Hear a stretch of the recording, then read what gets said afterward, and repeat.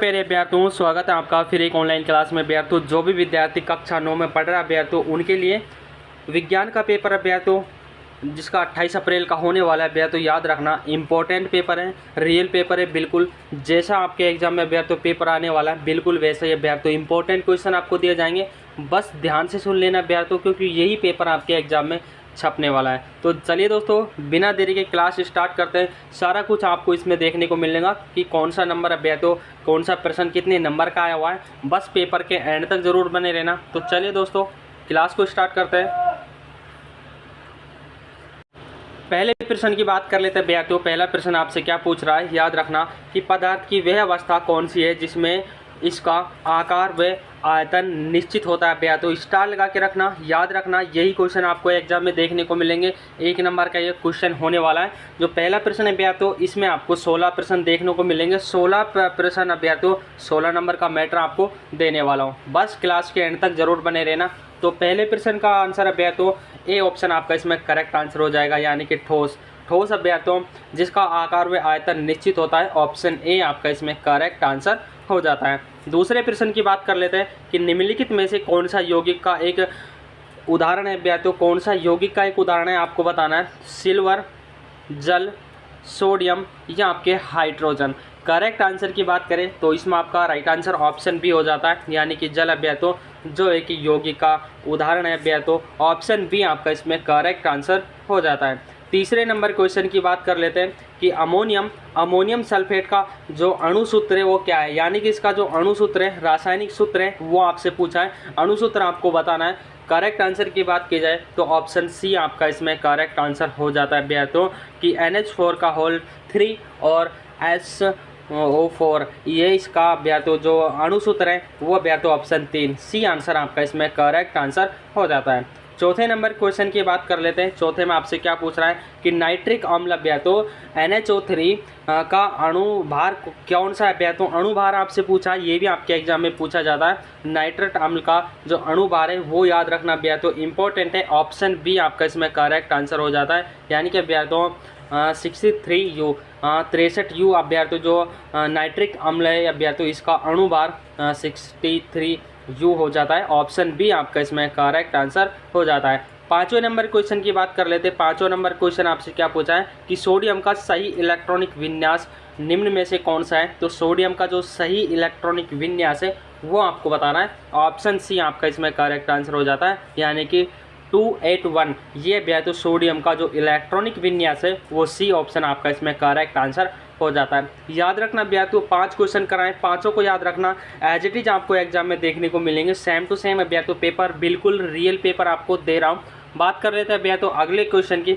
अगला जो 6ठा नंबर का क्वेश्चन है वो आपसे क्या पूछ रहा है, याद रखना कि कोशिका का जो शक्ति ग्रह, कोशिका का शक्ति ग्रह आपसे पूछा है। तो कोशिका का शक्ति ग्रह माइटोकॉन्ड्रिया, क्लोरोप्लास्ट अभ्यर्थियों या आपके राइबोसोम या आपके गाल्जी कॉक। तो करेक्ट आंसर की बात की जाए तो 6ठे नंबर का जो आंसर है अभ्यर्थियों ऑप्शन ए आपका इसमें करेक्ट आंसर हो जाता है, यानी कि अभ्यर्थियों जो कोशिका का शक्ति ग्रह माइटोकॉन्ड्रिया को कहा जाता है, ऑप्शन ए आपका इसमें करेक्ट आंसर हो जाता है। याद रखना। बात कर लेते हैं 7वें नंबर क्वेश्चन की। 7वां में आपसे क्या पूछा है कि कोशिका में केंद्र की खोज किसने की। तो कोशिका में जो केंद्र की खोज है वो आपको बताना कि किसके द्वारा की गई थी। Robert Hooke, Robert brown.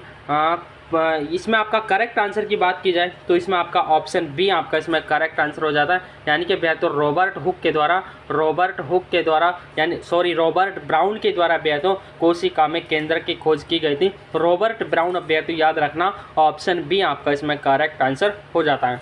8वें number question की बात कर लेते हैं भैया। तो 8वां नंबर क्वेश्चन आपसे क्या पूछ रहा है कि मनुष्य के द्वारा सुनी जाने वाली श्रव्य और आवर्त की परास कितनी होती है, यानी कि मनुष्य के द्वारा जो ध्वनि सुनी जाती है भैया तो उसकी श्रव्य आवर्ती कितनी होती है, आवर्ती आपसे पूछिए। तो करेक्ट आंसर की बात की जाए तो 8वें नंबर में भैया तो ऑप्शन ए, यानी कि 20 हर्ट्ज से 20 हर्ट्ज तक होती है भैया तो 20 हर्ट्ज से 20 kHz तक होती है, ऑप्शन ए आपका इसमें करेक्ट आंसर हो जाता है। याद रखना आप तो 8 क्वेश्चन करा चुके हैं। 90 क्वेश्चन की बात कर लेते हैं। 90 में आपसे क्या पूछा है कि पृथ्वी की सतह पर किसी व्यक्ति का भार 60 n हो तो चंद्रमा की सतह पर व्यक्ति का भार क्या होगा। तो चंद्रमा की सतह पर आपको बताना, यानी कि पृथ्वी पर 60 n है तो अब या तो चंद्रमा पर आपको बताना है। तो 90 का ऑप्शन सी आपका इसमें करेक्ट आंसर हो जाएगा, यानी कि 10 n, यानी कि चंद्रमा पर व्यक्ति का जो भार है भैया तो वो हल्का हो जाता है गुरुत्वाकर्षण के कारण भैया। तो ऑप्शन सी आपका इसमें बिल्कुल करेक्ट आंसर हो जाता है। याद रखना भैया तो 9 क्वेश्चन हम कर चुके हैं। 9 नंबर का मैटर आपको दे दिया है, बस क्लास के एंड तक बने रहना, पूरे नंबर का मैटर आपको दिया जाएगा अभ्यर्थियों। 10वां क्वेश्चन आपसे क्या पूछ रहा है, ये भी अभ्यर्थियों 1 नंबर का होने वाला है कि वेग में परिवर्तन की दर है अभ्यर्थियों। तो वेग में परिवर्तन की दर क्या कहलाती है ये आपको बताना है। करेक्ट आंसर की बात की जाए तो इसमें आपका ऑप्शन सी करेक्ट आंसर हो जाता है, यानी कि त्वरण अभ्यर्थियों उसको कहा जाता है। त्वरण इज द करेक्ट आंसर। 11वें क्वेश्चन की बात कर लेते हैं। 11वां क्वेश्चन आपसे क्या पूछ रहा है कि अभ्यर्थियों गतिज ऊर्जा का मान निर्भर करता है, वो किस पर निर्भर करता है गतिज ऊर्जा का मान, वो आपको बताना है। तो करेक्ट आंसर की आप बात की जाए द्रव्यमान तथा वेग दोनों या उपरोक्त में से कोई नहीं। करेक्ट आंसर की बात की जाए अभ्यर्थियों तो इसमें आपका राइट आंसर ऑप्शन सी हो जाता है, यानी कि द्रव्यमान तथा वेग दोनों निर्भर करते हैं। ऑप्शन सी आपका इसमें करेक्ट आंसर हो जाता है। 12वां नंबर क्वेश्चन आपसे क्या पूछ रहा है अभ्यर्थियों कि शक्ति का मात्रक क्या होता है। तो शक्ति का मात्रक है वो आपको बताना है, वाट, जूल, न्यूटन या आपके मीटर।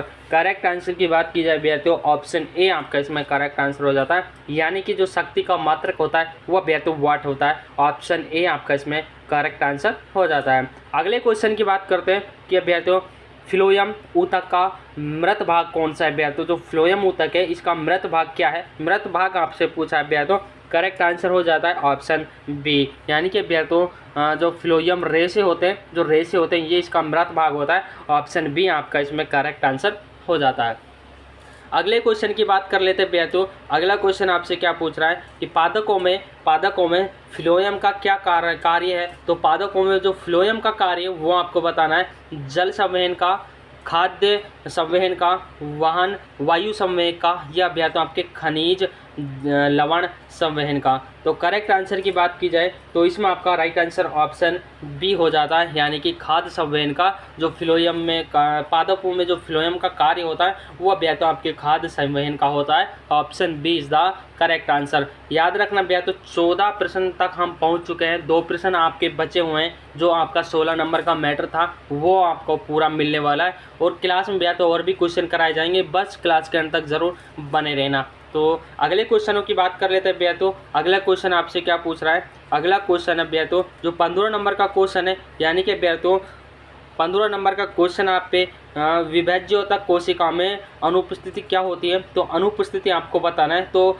आप अनुपस्थिति भी है तो इसमें आपका करेक्ट आंसर हो जाता है। राइट आंसर की बात की जाए तो ऑप्शन बी आप करेक्ट आंसर होता है, यानी कि कोलेनकाइमा तो कोलेनकाइमा इसमें आपका करेक्ट आंसर हो जाता है। कोलेनकाइमा जो तो विभाज्योतक कोशिका में अनुपस्थिति होती है वो तो कोलेनकाइमा की होती है। Option B is the correct answer. तो सारे क्वेश्चन मैंने बताए तो आपको अगला आपका क्वेश्चन क्या पूछ रहा है। जो 16 नंबर का क्वेश्चन है तो उसमें आपसे क्या पूछा है कि न्यूटन की गति का जो प्रथम नियम है वो तो कौन सा है। तो संवहन का संरक्षण नियम या तो जड़त्व का नियम या गतिशील का नियम या तो इनमें से कोई नहीं। तो बी ऑप्शन आपका इसमें राइट आंसर हो जाता है, यानी कि जड़त्व का नियम तो जो न्यूटन की गति का प्रथम नियम माना गया है। Option B is the right answer. तो दोस्तों यहाँ तक आपका जो 16 नंबर का मैटर था वो ख़त्म होता है। 16 नंबर का मैटर मैं आपको यहाँ तक करा चुका हूँ। याद रखना एग्जाम में एज इट इज आपको छपने वाला है, एज इट इज आपको देखने को मिलेंगे।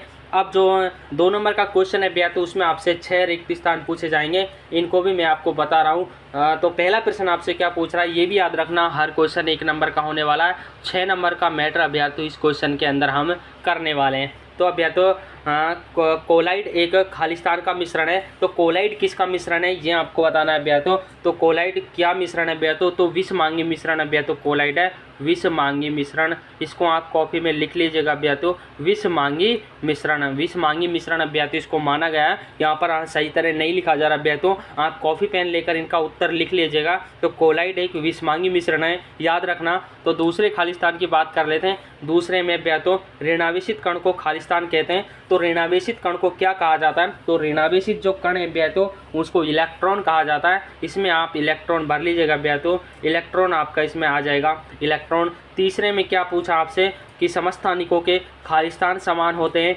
लेकिन खालिस्तान भिन्न होते हैं। तो समस्थानिकों के विद्यार्थियों परमाणु समान होते हैं लेकिन परमाणु क्रमांक अलग होते हैं। इसमें आपका भर लीजिएगा विद्यार्थियों, परमाणु और परमाणु क्रमांक दोनों इसमें आ जाएंगे विद्यार्थियों। आपको मैं बता रहा हूँ, आप भर लीजिएगा। जो चौथा नंबर का क्वेश्चन है, कोशिका की आत्मघाती शैली को क्या कहा जाता है? तो इसमें आपका क्या आएगा? तो कोशिका की जो आत्मघाती शैली है, थैली है, उसका विद्यार्थियों क्या कहा जाता है विद्यार्थियों? तो लाइसोसोम उसको कहा जाता है। आप इसमें लाइसोसोम भर लीजिएगा, लाइसोसोम आपके जो दूसरा नंबर का क्वेश्चन है, लाइसोसोम इसमें आ जाएगा आपके। तो इसमें आप विद्यार्थियों ढंग से नहीं लिखा जा रहा है, आप कॉपी पेन लेकर इसको लिख लीजिएगा। पाँचवें नंबर क्वेश्चन में क्या आएगा आपके कि अभ्यर्थियों लाइलम मृदा में दोस्तों जाइलम मृदा से खालिस्तान तथा खालिस्तान का संवहन करता है, वो क्या कहलाता है अभ्यर्थियों? ये आपको बताना है। तो अभ्यर्थियों जाइलम मृदा में अभ्यर्थियों किसका परमाणु का संवहन और द्रव्यमान का संवहन होता है अभ्यर्थियों? पहले में आपके परमाणु आ जाएगा और दूसरे में आपके द्रव्यमान आ जाएगा। तो छठा नंबर का क्वेश्चन है कि प्रति इकाई समय में वस्तु द्वारा तय की गई दूरी को क्या कहते हैं? तो चाल अभ्यर्थियों इसको कहा जाता है। चाल आप इसमें भर लीजिएगा। तो यहाँ तक अभ्यर्थियों आपके दो क्वेश्चन कंप्लीट होते हैं और 6 नंबर का मैटर अभ्यर्थियों आपको ये दिया जाता है। तो दोनों प्रश्न पहला और दूसरा कंप्लीट होते हैं। अब बात कर लेते हैं जो तीसरा नंबर का क्वेश्चन है, उसमें आपसे क्या पूछा जा रहा है कि यौगिक किसे कहते हैं? तो यौगिक की परिभाषा अभ्यर्थियों आपको ही लिखनी है। बस मैं आपको क्वेश्चन बता रहा हूँ, यही सेम टू सेम आपके एग्जाम में देखने को मिलेंगे। आप बुक से ढूंढकर इनको पढ़ लीजिएगा कि यौगिक किसे कहते हैं अभ्यर्थियों, ये थ्योरी आपको लिखनी है। मैं आपको क्वेश्चन बता रहा हूँ, क्वेश्चनों को स्क्रीनशॉट ले लेना 3 से और 8 तक। दोस्तों इन 5 छठों प्रश्नों के आप स्क्रीनशॉट लेकर बुक से आपको ये देखना है। फिर बोल रहा हूँ सेम टू सेम आपको एग्जाम में देखने को मिलेंगे। बस आपको पढ़ना है, पेपर मैंने आपको दे दिया है, ये लगा लो, बस आपको ध्यान से पढ़ना है।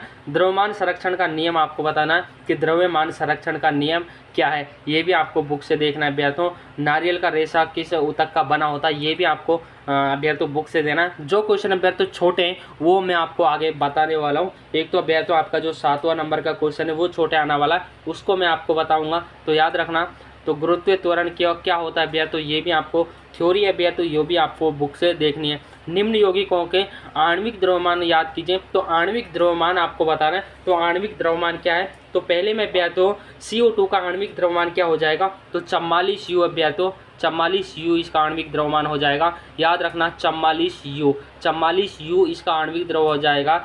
CH3OH का द्रव्यमान क्या हो जाएगा? तो अभ्यर्थियों 22 इसका द्रव्यमान हो जाएगा। तो याद रखना 22 U आणविक द्रव्यमान इसका हो जाएगा। NH3 का आणविक द्रव्यमान क्या हो जाएगा? तो NH3 का जो आणविक द्रव्यमान है अभ्यर्थियों वो आपको बताना है।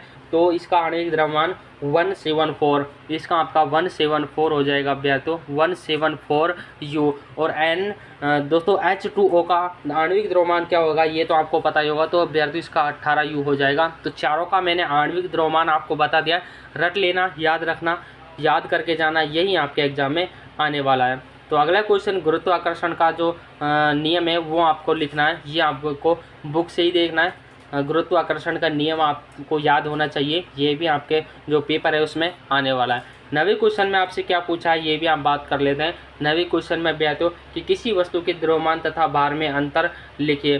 तो द्रव्यमान तथा भार में अंतर ये भी आपको बुक से देखना है। थ्योरी है तो यहाँ पर लिखा नहीं जाएगा, इसलिए मैं आपको बस बोलकर बता रहा हूँ, आंसर आपको देख लेना है। किसी ध्वनि की तरंग दैर्ध्य तथा आवर्ती को परिभाषित कीजिए, ये भी अभ्यर्थियों थ्योरी टाइप का प्रश्न है, ये भी यहाँ पर नहीं लिखा जाएगा। आपको स्क्रीनशॉट ले लेना है इन सब के और आपको ये बुक में से देखना है। स्क्रीनशॉट ले लेना अभ्यर्थियों, मैं फिर बोल रहा हूँ क्योंकि यही सेम टू सेम आपके एग्जाम में मिलने वाला है।